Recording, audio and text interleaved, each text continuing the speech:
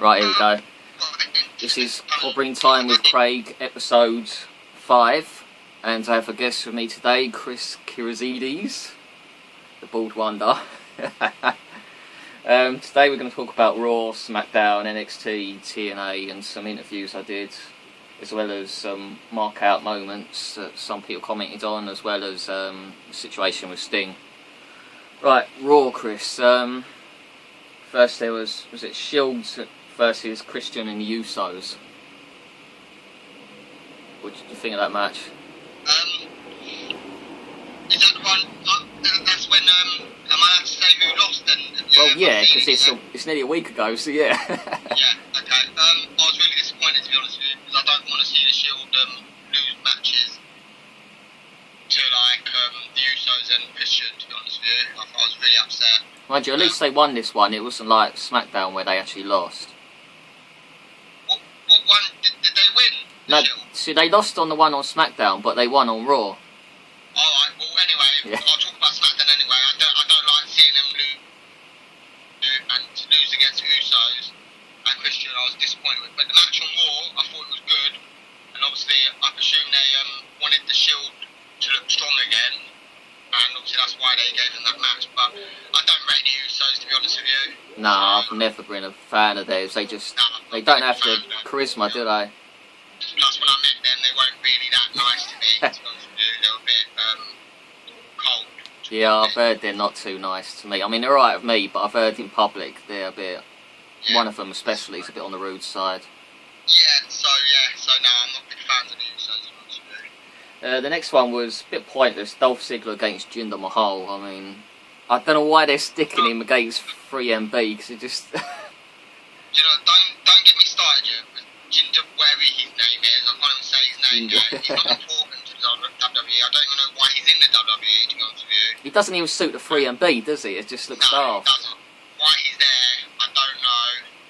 Ziggler is awesome, and he's my favourite wrestler at the moment on the current roster. So, yeah. Ziggler, for me, if he doesn't get this belt back, I'm going to be very disappointed. But obviously we'll talk about that a bit later on in the show. Yeah, next one was Kane against Orton with Daniel Bryan as the referee. Okay, yeah, I thought that was good, obviously. I think everyone's waiting. They're waiting for Orton to turn heel. I don't know what's going on with that, why they're doing it. But the thing is, what you've got to ask yourself, how many more matches can Orton and Daniel Bryan have? Yeah. You know? It's getting a bit boring now, isn't it, to be honest with you? It's been the only reason Randy's been interesting of late, because his matches with Daniel Bryan, and then recently on SmackDown with Christian as well. Yeah. It's without that, it just, I don't know, it's just, they have him RKO Daniel Bryan, but they still don't turn him. Yeah, it's a very weird one, that. I think he needs to turn, to be honest with you. And I think every WWE fan probably thinks about that. That's what they think they want to happen, so, yeah. I mean, that match itself was good against Kane, but Randy against Kane, but you know, it was, any match with Daniel Bryan in it always turns out to be good, doesn't it? To be honest with you, yeah, it's such a good. it wasn't nuts on the way they ended it though with the quick 3 count, but I guess it goes in with the storyline, doesn't it? Yeah. What's next was Sheamus against Fandango. What fun! Yeah, I love Fandango. He's quality. Sheamus I love as well. I like Sheamus. Thing is, do people feel he might need a character change anytime soon for Sheamus? I don't know. I personally prefer Sheamus as a baddie, because I think I don't know, I just can't get into him as a face. Exactly. So I can't see Sheamus. I can't really take him serious, to be honest with you. I like him and everything like that, but I like him more as a heel, like you said. Yeah. But Fandango's quality, and I personally think Fandango would have won the Intercontinental belt if he didn't get injured. He probably would have, to be honest. Yeah, I think he would have won that quite easily. And I still think he's got a big future, because I think you could tell the way Vince was talking about, the way Vince was trying to do the Fandango, you could tell he's really into that type of character. So, and you can tell that just by looking at that. Well, he got such a great reaction in New Jersey. It'd be a shame if they just threw the whole thing away, wouldn't it? Yeah, they need Fandango. I think WWE, it'd be good to see him get crushed and maybe feud with Curtis Axel. But for that to happen, He'd have he'll to have turn. to be face. And at the moment, I don't think Fandango could be a face. I think he's only going to get off as a heel. I don't think his character would work as a face right now. Yeah. A bit like The Miz, his character doesn't work as a face at all for me. Yeah, exactly. Next one was a bit confusing. Miz against Ryback, the way that ended, I was like, he gave up. Ryback quit. He said he can't carry on. It's like, you can't do that to Ryback. It just looks stupid. Well, they're making him look weak, isn't Yeah, they? they're making him look like he's a and weasel, just crybaby, basically, and it looks ridiculous coming from someone like Ryback. it's disappointing, to be honest with you. I don't understand whose idea that was. Whoever's idea it was, it sucks, basically. And then Jericho coming in and hitting the code breaker on him. Yeah. Another thing, but for me, the angle they're going with this is Jericho's going to be having a break soon, so I personally think that he'll feud with Ryback at Money in the Bank or whenever, and then I think Ryback will put him out and have him out injured, and then that's when Jericho will come back. Yeah, I think that's what they'll probably do at Money in the Bank, is Ryback will take him out, which will be their way of writing him out until after SummerSlam. Because he's over here during the SummerSlam, so... Yeah, that's what I think. What was the main of... Oh, you had Punk and Curtis Axel against Primetime players. Which, to be honest, it was pretty predictable how that was going to end. You could see what was going to happen, that Curtis was going to... Punk was going to do the work and Curtis was going to steal the pin, basically. Now, I don't know, am I the only one? Am I the only one that thinks Punk doesn't trust Heyman? Oh, it's obvious. When he hugged him last week, that look on his face was like, you're my friend, but I'm not convinced you're telling the truth, sort of thing. Yeah, I personally think something's going to come to a clash at Money in the Bank. I think CM Punk's not going to win the Money in the Bank because I think Lesnar's going to do something to Punk. I think he'll pull him off the ladder as he's going up and F5 him or something, take him out of it. Yeah, so I think that will happen. And I still think Heyman's going to turn. I think he'll do that at SummerSlam. I think he'll wait till SummerSlam to do the screw job. On CM Punk, I think he'll do that. Yeah. And then I think we'll get another new Heyman guy as well later on in the year. I don't know who, but I think that will happen. Yeah, I was kind of hoping for Tyson Kidd, but I hear he's still got another year out. It's like, geez, how long's he going to be out for? Yeah, I'd like Drew, to be honest with you. Yeah, he would be perfect back as his chosen one gimmick. Yeah. I don't know if they have any faith in Drew anymore. So I was kind of hoping Primetime players would win and there'd be some sort of confusion between Punk and Curtis and Primetime would get a roll-up or something, but Right. it's too good to be true, really, wasn't it? Crap, to be honest with you. Now, the main event was as predictable as ever, Cena against Del Rio. There was only one way that was going to go. You know, to be honest with you, with Cena, I respect the guy. I respect everything. He's such a company person. He loves the WWE, please WWE, and he loves the company. But I'm so sorry, if there's any Cena fans out there, but I'm getting really, really bored, and I'm sick of him. To be honest with you, I'm getting so sick of him. It's just too predictable now, isn't it? Yeah, it's, obviously, when I was talking to Craig earlier, he said to me that they can't turn him heel because this company are worried that they'll lose their merchandise sales, which I can see that.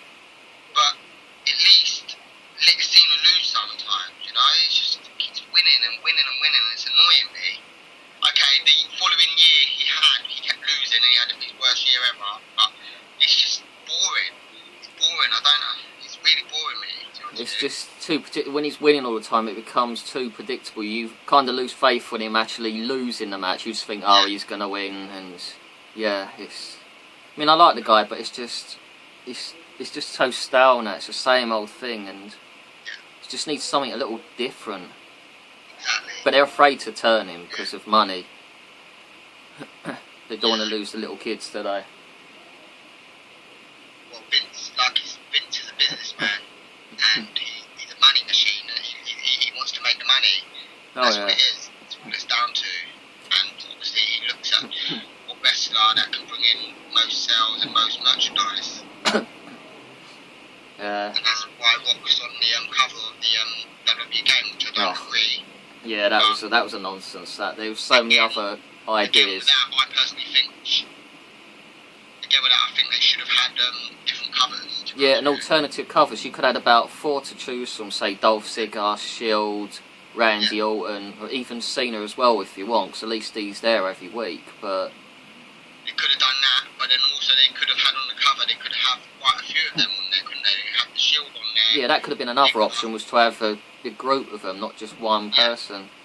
Exactly. They even could have done a special Divas edition for anyone. It'd just be different, you know. Someone like Caitlyn or AJ or Layla on it, just to be different. Yeah, no, I agree with you, definitely. Did you see NXT this week? I didn't. No, I missed it. So you're gonna have to tell me what happened. Well, you had the semi-final of the Divas tournament, which I already know the outcome to the whole tournament, but I won't say because the odd people that might not know. But basically, Paige beat Alicia Fox. And, really, Paige should be on the main roster by now. I don't know what they're waiting for on that. Well, I think they're waiting just to see if she can handle it. I personally think she can handle it. Oh yeah, definitely. But I'd like to see Emma get the chance. Yeah, there's She's a few still of around. them. She is, isn't she? Oh yeah, she's in the other semi-final next week against Summer Rae. So yeah, so I do like Emma a lot. I don't know why I like her so much.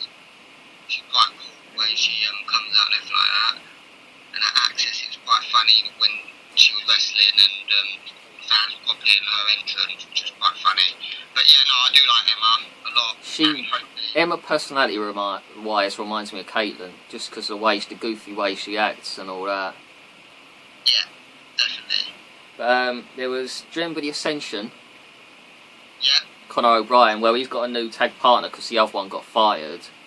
Okay. I can't remember his name off by Art Victor, I think it was. So he was briefly on one episode a few weeks ago against Big E, but yeah, they've basically reformed the Ascension. Okay. And Conor O'Brien fought some bloke called Baker, who apparently is from England.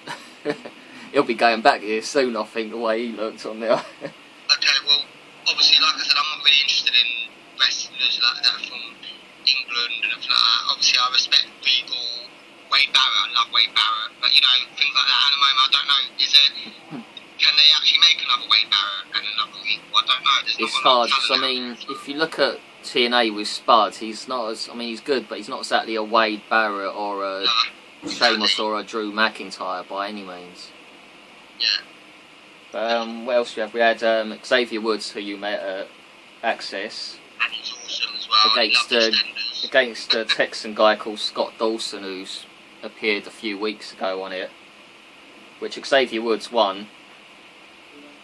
I still can't get over the fact that he said he watches EastEnders. That was so funny. Yeah, it's quite funny. Just so random. And while he was signing for me, he was telling me what's going on in EastEnders, so he knew more than what I knew. I know. Yeah, he was telling us everything. It was amazing. Yeah. It's like he's obviously got too much time on his hands. Yeah, exactly. Let's make sure it's don't go on standby. Right, there was Mason Ryan, who amazingly still has a job. Yeah. He fought this guy called Enzo, who looks like a right ferret. If you saw him, he's really weird. He's been squashed twice now by Mason Ryan. I don't know why they're doing it, but it was a bit of a squeeze. It lasted about 5 seconds. He just punched him in the face and pinned him. It was bizarre. Wow. But yeah, they seem to be doing a slight push with Mason Ryan on NXT at the moment, but I can't see him going any further than that. It's a shame, to be honest with you.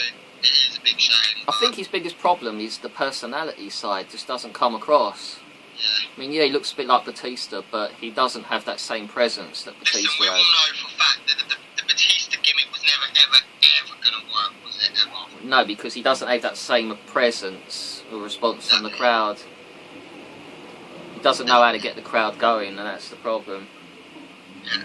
The last match was really good. It was Antonio Cesaro against Bo Dallas Yeah, for the NXT title, because Bo's champion now. Yeah. And Bo Dallas won the match, but it looks like they're going to put Kruger into the mix for the title. Yeah, I like Kruger as well. And the guy they recently, Sami Zayn as well. they've got him involved in it, so it looks like there's going to be like 3 or 4 of them involved in it. But I like the fact that Kruger's involved in that now. Yeah, I do like Kruger a lot. I like watching NXT though, because it's different, you know. It's a lot better than it used to be when they just had a group of people on it and it was getting a bit stale. Yeah, I can watch NXT when my Sky's working, alright. When it's not working, I can forget about it. So yeah. Alright. Right, next was, you've seen SmackDown, haven't you? Yeah. You had the whole Punk and Del Rio confrontation at the beginning, which led to Teddy Long making a match between them for the main event. And I get the impression with Teddy Long, he's slowly turning heel because of the fact that he told Heyman to go out there, even though Punk said not to. Yeah. It kind of hinting towards. I mean, I'm not a fan of Teddy Long because he makes the same old matches over and over again. Tag team, yeah. Teddy, yeah. But I like the fact that they make him bad though, because it's better than that daft face dancing like a plonker gimmick. Yeah, definitely. I miss Booker, to be honest with you. Yeah, he's having surgery at the moment. That's why he's out. I really do miss Booker T at the moment. So hopefully we'll get him back soon. Yeah, you had Caitlyn against Alicia Fox, which Alicia Fox won because of your favourite AJ distracting her. I tell you what, this feud between Caitlyn and AJ is unbelievable. How good did Caitlyn look though when she was dressed like AJ? You know what? They both are hot anyway, but yeah. You know, I was like, blimey, she looks really good like that. They all look good. They both look good, to be honest with you. But I like Caitlyn, and when I met Caitlyn, she's really nice to me, and AJ was nice to me. The fact that I told her I love her, which I thought she. I still can't believe you told Caitlyn to look at the camera this time, because she did it last time. I was like, Jesus Christ. Yeah, that could have come across a bit rude, but luckily she didn't think it was rude. So lucky for you, Caitlyn's easy going. Yeah. Well, if that was Mark Henry, it'd have been like, go away. Yeah, you would have told me to go and jump. Yeah. You had that with the Divas. I'm enjoying that feud with Caitlyn and AJ, but it'd be nice if they start getting some others now a bit more involved, like with Layla. If I can see her, because they keep having her in Caitlyn's corner. I can see at some point her turning on Caitlyn. Yeah, it could be interesting if that happens. Because they need to get a few of the others involved, not just them two all the time. Because there's only so much you can do with just 2 people. As long as they don't get Naomi and the other one, then I'm fine.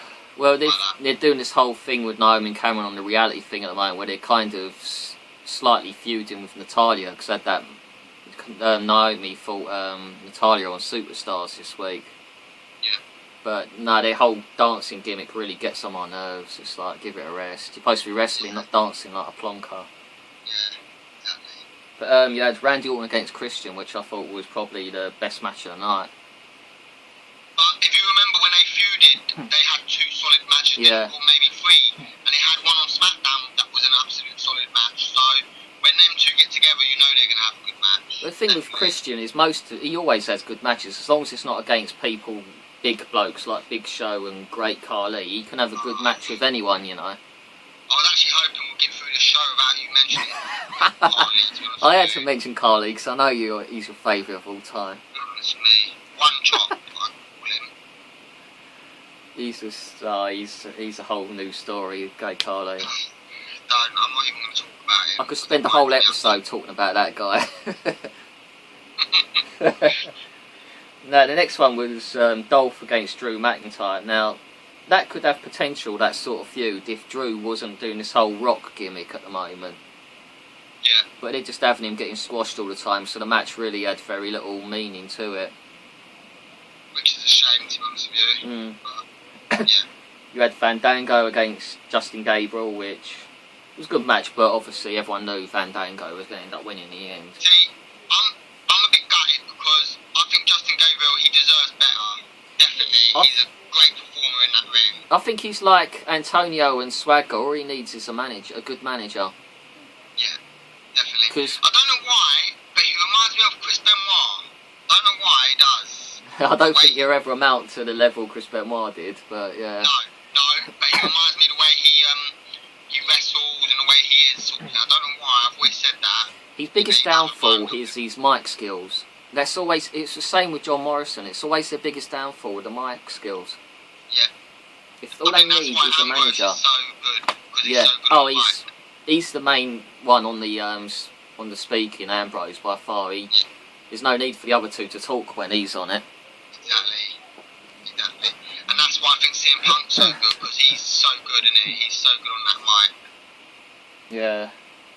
Well, he's just naturally got the gift of the gab, and he's you know. The main event was Del Rio versus Punk, which Del Rio put Paul Heyman on his arse basically. Yeah. Which. Yeah. Yeah, how did that match end? Was that a DQ or something? I've forgotten how it ended.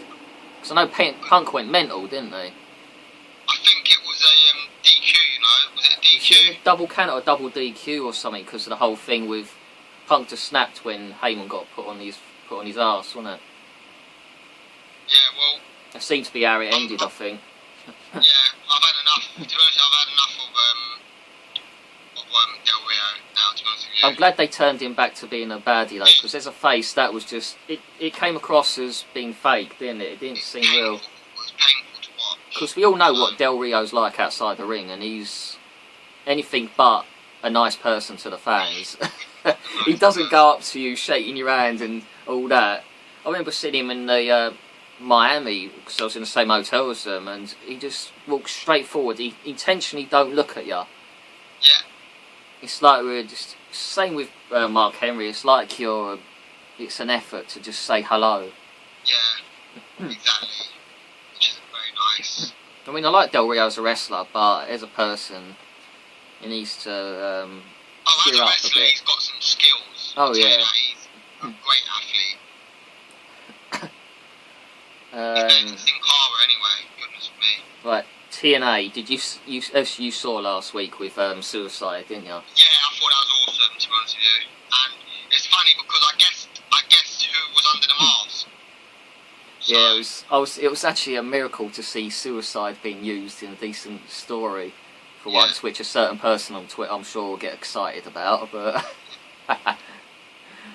yeah, that will only last a short time with Suicide. They'll do the little thing with him and Austin Aries, and then he'll just disappear back into the occasional X Division matches, won't he? Yeah, I'm still hoping Saban gets that belt back though. Yeah, he lost it too soon, didn't he? Yeah, I hope he gets it, and I really hope to see him win that championship belt off Bully. But I guess because the whole storyline they had planned, I guess he was just a case of holding it temporarily to set up for their storyline, wasn't it? Yeah, I think he deserves it. The one thing I'm afraid of, though, is that Hulk Hogan's going to be the one to take the belt from Bully. We've been saying it for a long time, haven't we? It's that biggest fear I think a lot of people have got, and you can probably see it coming. Even though Hulk Hogan just about walk, let alone wrestle, he'll probably just do a few punches, he'll fall down and he'll do a half-hearted leg drop, and you know, he'll just ruin everything they did with the Aces and Bully for just Hogan to have his little moment in the spotlight again. I've had enough of Hogan. They're starting to... Is Hogan's mic skills got worse? It's just he does the same thing, doesn't he? He does the same old thing. That's the problem. He's never been a great actor, but he says the same old things. He always has for the years he's been wrestling. You get to know what he's going to say. Eat your vitamins and drink your milk. Oh, I don't know. He's not even... He's a bit more... was it one of the shows a while back where he started bordering on swearing? I was like, right, this isn't the Hulk Hogan I knew as a kid. He doesn't do that. He tries to push more the barriers now, doesn't he? Yeah, he's annoying. Him and the daughter. Oh, so Brooke, she might be a nice girl, but she has no place in TNA at all. Her and Hogan, to be honest, could be the demise of TNA. I hope not. Because, you know, especially after seeing that picture of in Vegas for Impact, where it looked like it was just people sitting on the floor, that was it. There was no one else there, which is not a good sign at all. It's a shame. But, you know, while they're paying big money to Hogan and all that, they're going to start having financial problems if they're not charging for their Impact shows. It's a bit insane. It's not good business to have people going to your shows for free, that's for sure. I mean, So what, if WWE did that, goodness me. they'd have gone under a long time ago if they'd have done that. Yeah. You just can't do stuff. You've got to charge, even if it's not, it's only like $10, you've got to charge something.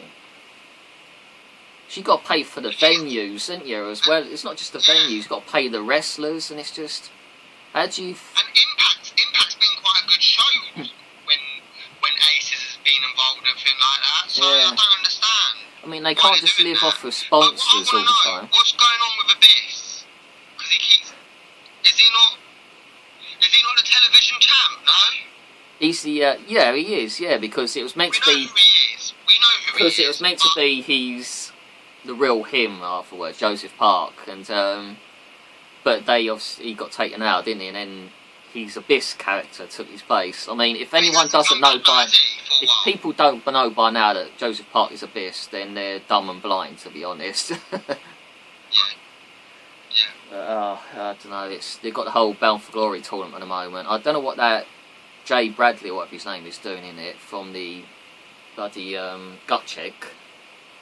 He looks like he's I don't know either, but I'd like to see Magnus win that tournament. Even though he's top at the moment, I don't think he will. I'm not sure they would take that sort of step with him yet. I'm not sure who's going to win that tournament, to be honest. Who's in it again? You've got Jeff Hardy, I can't remember all of them. You've got Jeff Hardy, you've got AJ Styles, which there's potential there, but he's kind of a baddie. I think Robert Roode's in it, Samoa Joe. Roode's not in it, is he? Because he lost to Styles, didn't he? Oh, was he not in there? For some reason I thought he was on, because I can't remember the list at the moment. No, I can't remember. I'm sure Styles beat him to get into there. But yeah, I could be wrong though, I'm not sure. They made those, they fired some people this week, didn't they? Half the gut check members. And I'm not sure why they do it. It's like, oh yeah, and Crimson as well, which I'm not surprised, because ever since he lost his streak, it's just, yeah, they've given up on any interest in him, and he got squashed last time he was on there. I think they could have done something with him. I really do. I think they could have done something with him with Matt Morgan.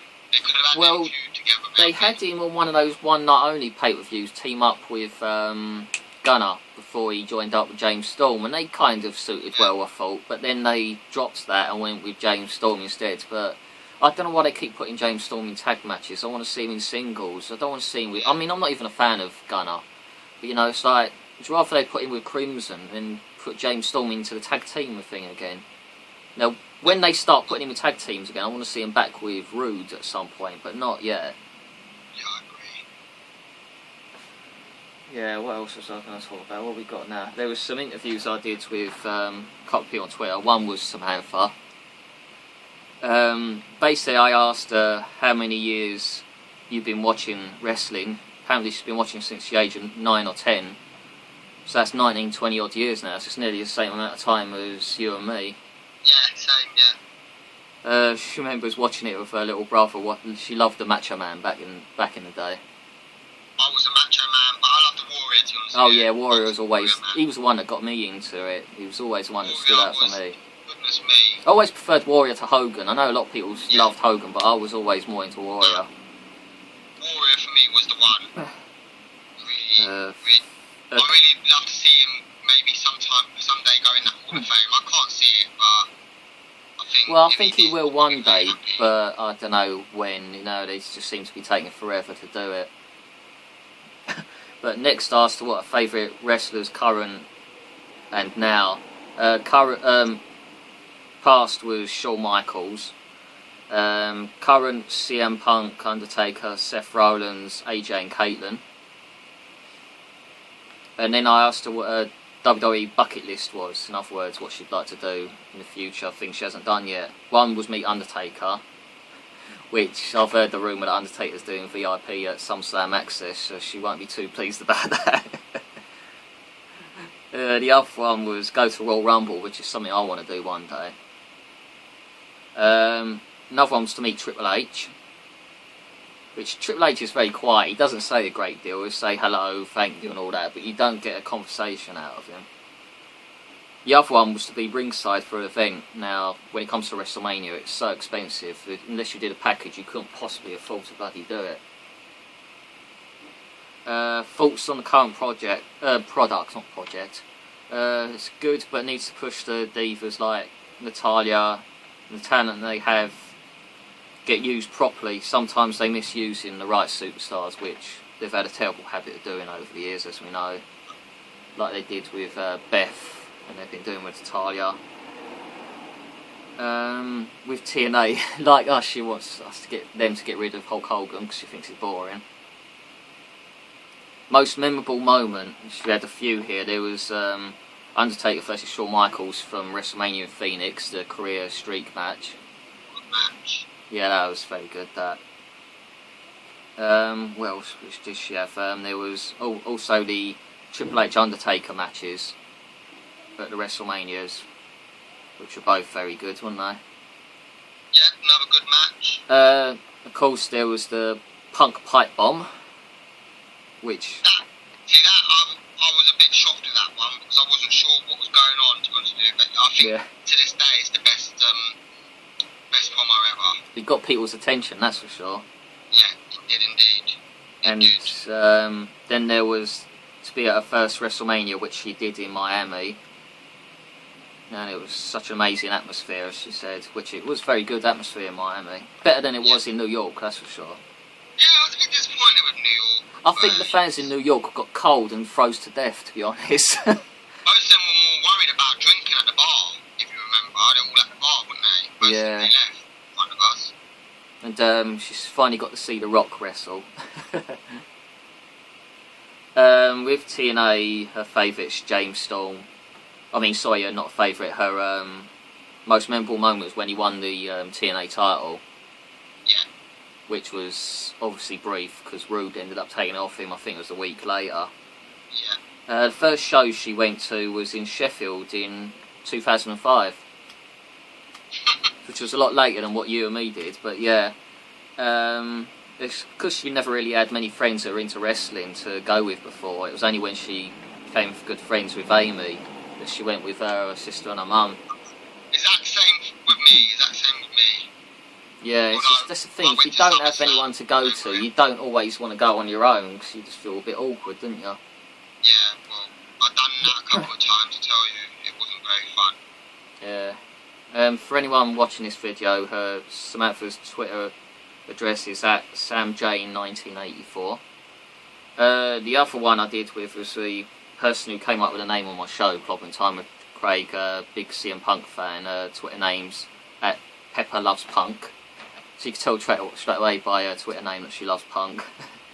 Again, I asked her the same questions. How many years she's been watching wrestling? Since the age of 12, almost 20 years as well. She had a little break between 2002 and 2004, which I think quite a few people did by the sounds of it. Favourite wrestler is CM Punk, of course, followed by Daniel Bryan and The Shield.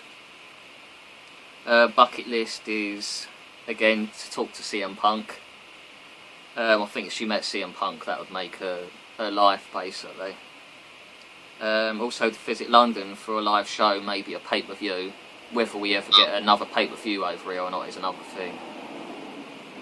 I think there's more chance of TNA doing a pay-per-view over here than anyone else, than WE. I don't understand why WE haven't done it though, because it's an absolute money maker, and I had the privilege to talk to Diana in I think it was in Atlanta, and Georgia and Harry. SummerSlam 92. Going on about. Do you want to explain who they are, by the way, Craig? Oh yeah, it doesn't matter. It's fine.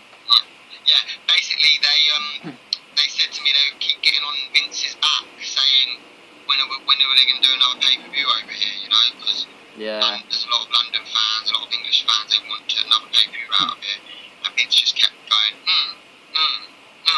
I think what happened was they lost a lot of money doing SummerSlam because it wasn't live. I think they played it here like the next day, and it didn't go live, and the time difference and all the travelling they had to do, it didn't work. But to be honest, I think wrestling's a bit more popular now than it was in '92.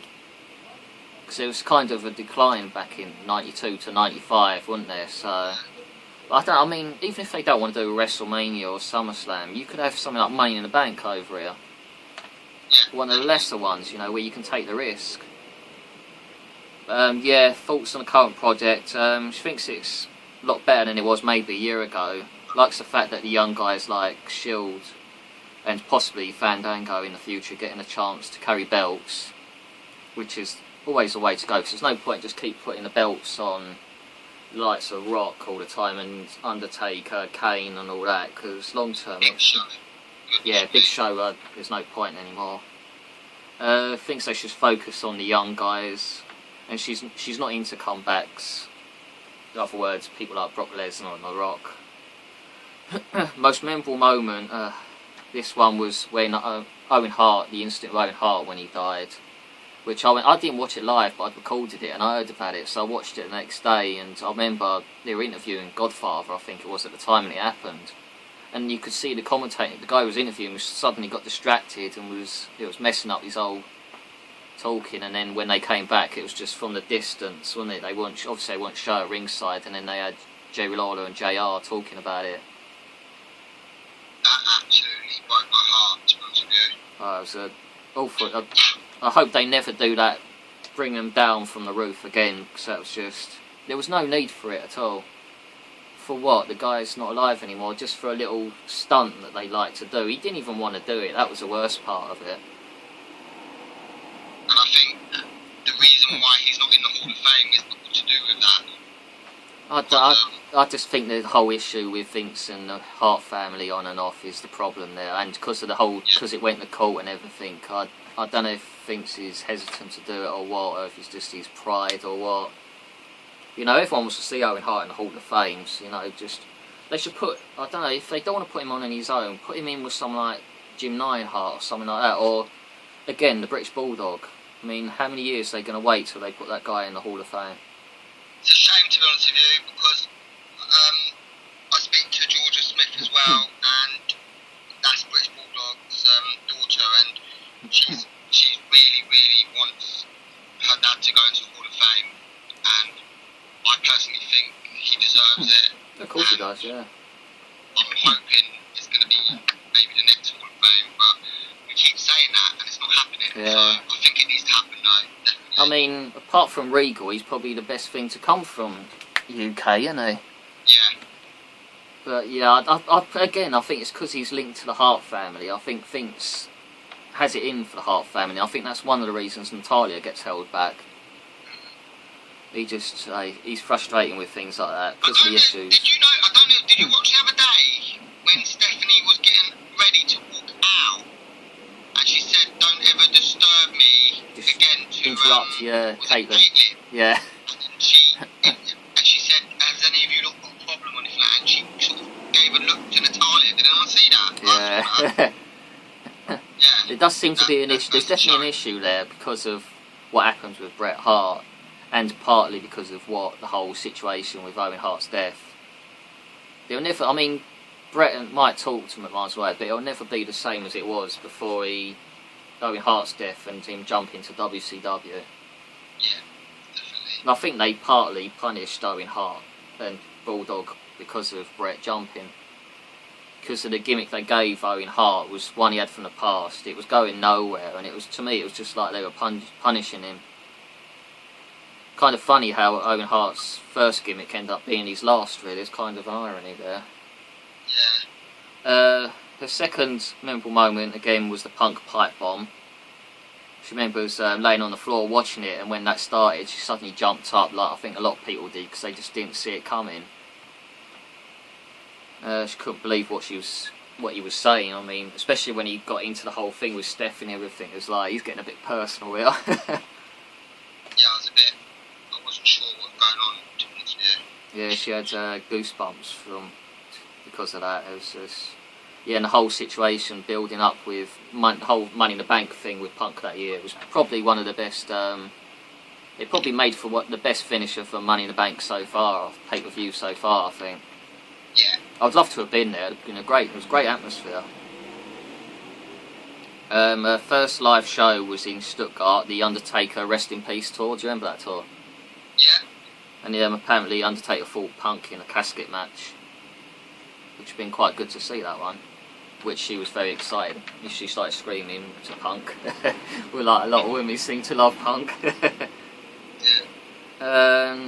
Right, next thing was mark-out moments, which I was talking about on our Facebook group, WWE TNA Network, I think I've called it. There was, Chris Fink said the Rock Hulk Hogan match at WrestleMania 18, which I was lucky enough to be there for.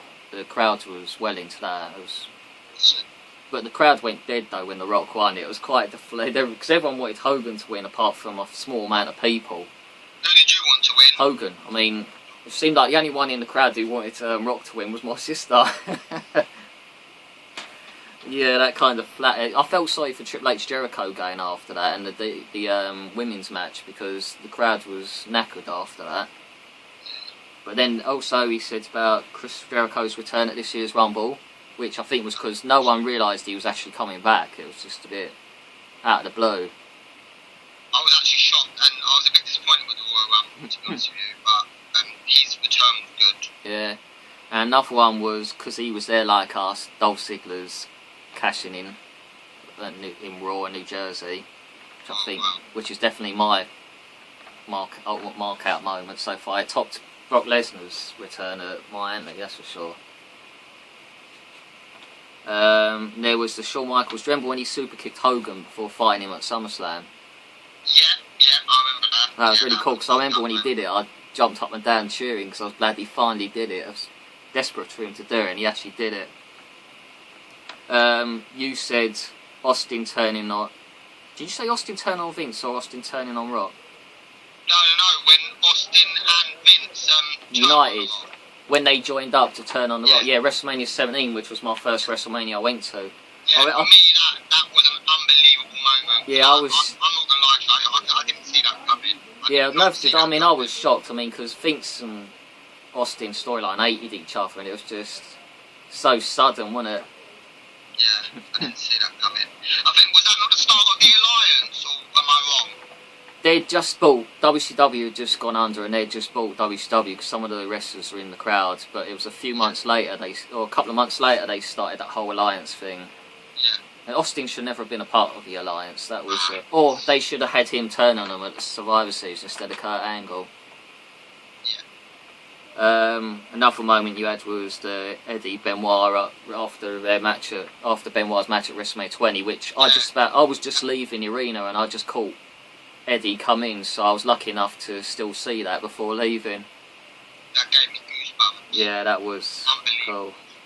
WWE beating the Alliance at Survivor Series, which I remember going crazy for. I actually got really emotional watching that. I know it sounds daft, but I was like really into that and got quite emotional about that. Yeah, I did like that whole match. That was good. Also, you had the Dolph Ziggler cashing in, obviously, because you were there. For me, that tops the Brock Lesnar return. Because I was at the Brock Lesnar return, and I just went mad. And the thing is, me, you, and Karen, we were just talking about it, and we were saying he's not going to do it. He's not going to do it. And then it looked like they were going to make him fail. And then when he did it, the whole Jersey just erupted.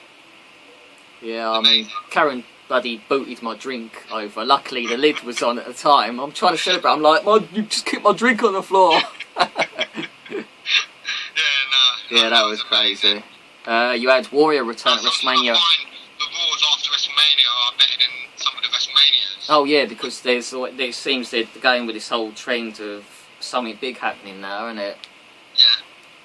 You had Ultimate Warrior return at WrestleMania 8. I remember that because Hogan was fighting Sid and Papa Shango came out. Then Ultimate Warrior came sprinting down the ring. That was awesome. That was awesome. Place went crazy for that.